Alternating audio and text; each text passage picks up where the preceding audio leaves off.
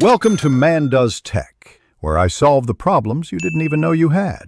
In this video, I will show you how to make delicious homemade peanut butter for your gym routine. First, ensure you have about 1 pound of roasted, unsalted peanuts.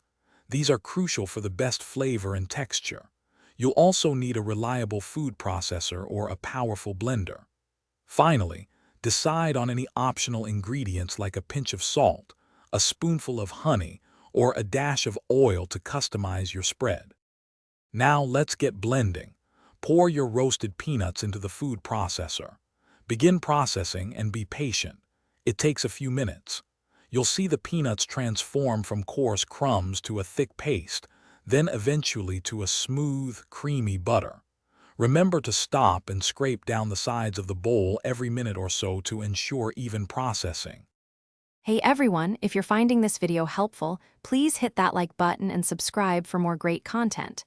Quick recommendation: to keep your kitchen lively while you're making this delicious peanut butter, consider the Echo Dot smart speaker. It's fantastic for music or setting timers. Check the description below for the link and other amazing deals. Now, let's get back to the video. This is where you can truly make it your own. If you like a hint of salt, add about 1/4 teaspoon. For a touch of sweetness, a tablespoon of honey or maple syrup works wonderfully. If you prefer a super creamy texture, blend in 1 to 2 tablespoons of a neutral oil, like coconut or peanut oil. Process briefly after each addition to combine everything well. Once your peanut butter reaches your desired consistency, it's time for storage. Spoon it into a clean, airtight container. Keep it in the refrigerator where it will stay fresh for up to 3 weeks. This homemade spread is perfect for pre-gym fuel, adding protein and healthy fats to your diet.